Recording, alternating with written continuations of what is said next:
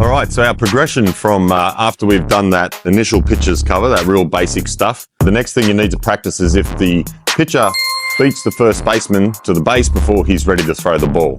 If that happens, the pitcher just plays first base like a normal first baseman. He lines his heels, puts his heels on the base, gets ready, steps to the ball, catches the ball, just like we taught you how to play first base before. So I'll demonstrate that now and show you what I'm talking about. The same thing applies because during a game, we don't know whether we're going to beat them there or not until we're closer to the bag. So we still follow the same route. We still do it as if the first baseman's going to pick up the ball cleanly. Usually this happens when they've fumbled it and they're digging around for the ball like it's got spiders on it.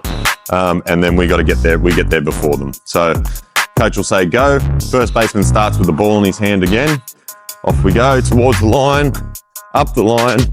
So I get here first, heels on the bag, and then I'll say ball. Boom. Play it just like a first baseman.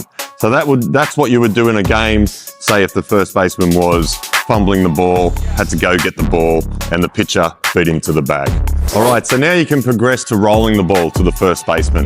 The same way, everything happens the same, except we make it a bit harder by putting the ball in play. So there's only two of us here today, but I'm gonna demonstrate to you. So coach will roll the ball to the first baseman, pitcher takes off, up the line, ball, boom. Bounces off, looks for another play. Ball in the bucket, goes to the end of the first baseline, next person goes, first baseman goes to the pitcher's line, next pitcher goes. And we keep rotating through like that. All right, probably the final progression of a simple pitcher's cover with the first baseman and the pitcher would be to just mix it up a little bit between the pitcher and the first baseman. Sometimes the first baseman might want to get the ball himself. Sometimes the pitcher might get the ball himself. So the key in good pitcher's cover is communication. All right, you really need to tell your first baseman and your pitcher, they need to be loud because the crowd's probably screaming when someone's hammering up the line to try and get to first base. So they've got to be loud, they've got to communicate, and they want to say my ball, my bag, okay? And sometimes it might be both.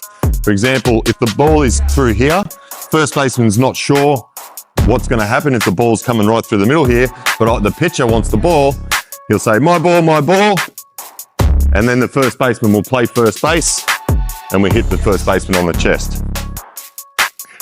In the other instance, it might go close to the bag and the pitcher, the first baseman, wants to make the play and get the bag himself. We don't know that that's going to happen as a pitcher, so we need to make sure that we go through the motions the same way every single time so we're prepared for a good pitcher's cover play. All right, and if the first baseman calls us off at the last minute, then we just stay out of the way of the play. So for example, the ball goes close to the first base. I'll show you how it works now.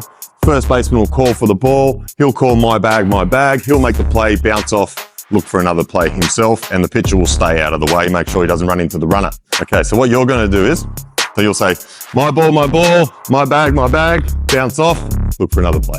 All right, so this is what it's going to look like if the first baseman wants the ball and takes the bag as well. It's going to be nice and loud so that there's no confusion as to what everyone's role is.